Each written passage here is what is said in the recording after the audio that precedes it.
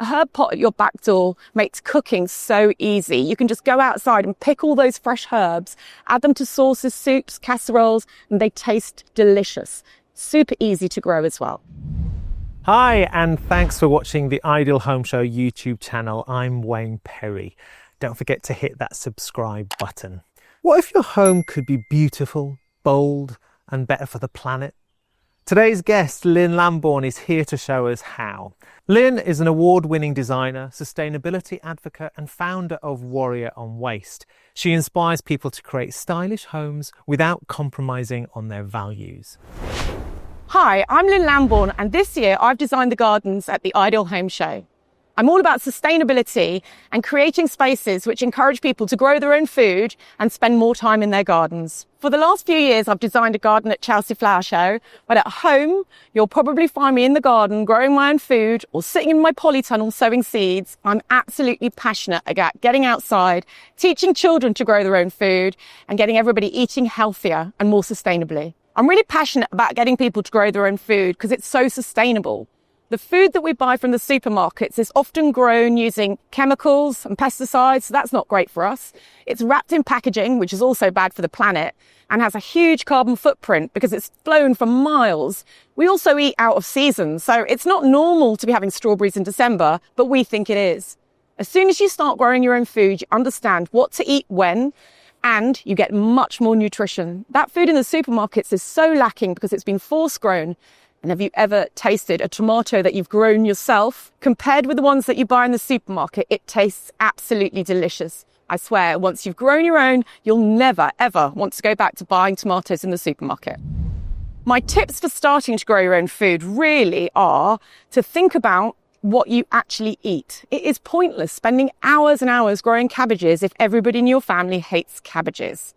So make a list. Potatoes are normally high on the agenda. Everybody loves a potato.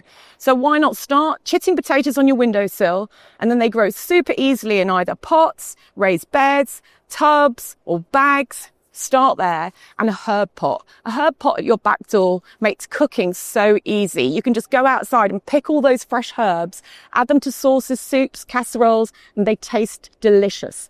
Super easy to grow as well. I was really aware that we are bamboozled by so much information about gardening and growing our own food. I decided to start a free website which helps people with a newsletter that goes out every other week telling you exactly what you should be doing and when. It siphons down all that information into one easy growing guide which hits your inbox and tells you, look, this week, plant your tomato seeds. Next week, harvest this. And I give a recipe as well. It's really important if we spent all that time growing food that we learn what to do with it and how to cook for it.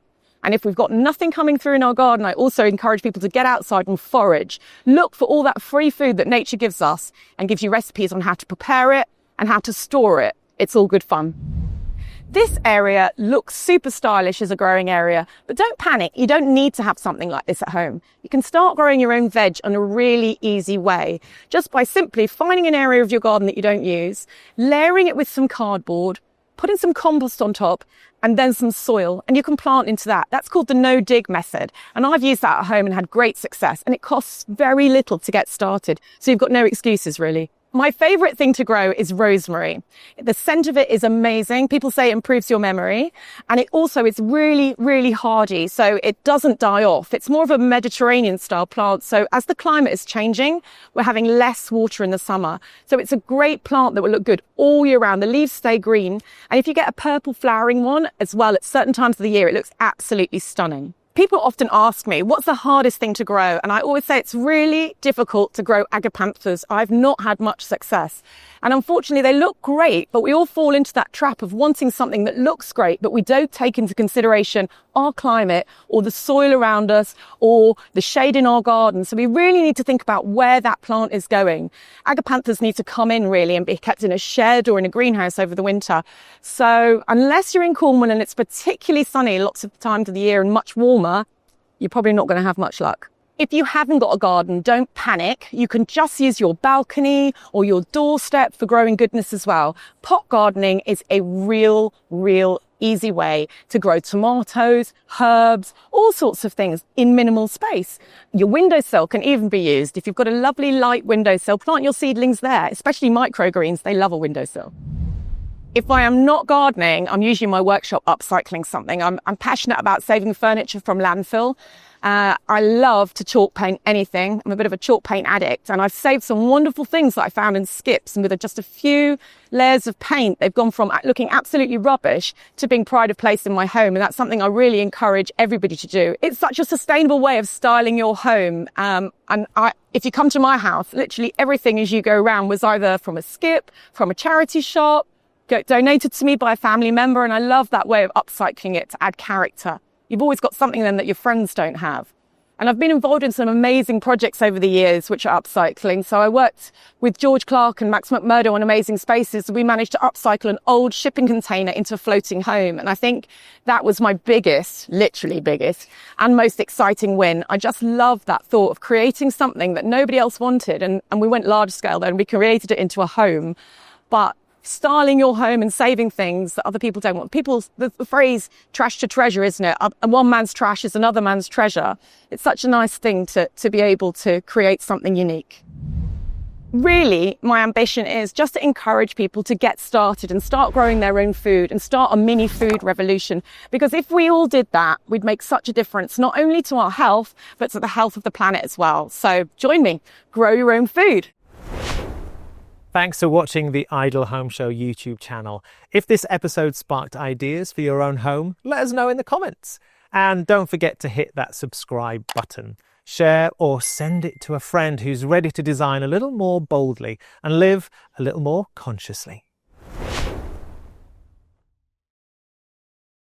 Hello everyone. Hi, I'm Mark Meadows. I'm Michelle Marby Davies. I'm Annie Sloan and I invented chalk paint. So, cocktails. The hive will produce 30 or 40 pounds of honey in a year. I'm going to show you 3 ways how you can improve your home life using the very latest smart tech. If you're looking to move or improve, Have I got a chocolate and tonka bean? I might just have we've got all sorts planned. This hob is actually amazing. a little chocolate and tonka bean. The lovely aroma, the curry leaves. Might do that neat right at the end as a little treat for me really. So what I love to do is go for citrus-based scents. And it can be amazing for your skin. So it really becomes a different look from day to evening. To have a plan without thinking about colour, texture or specific product choices. We've got talks, drop-in sessions, explanations, workshops, everything. Oh, it's a good job it's 7 p.m, isn't it? I'd get into trouble. So,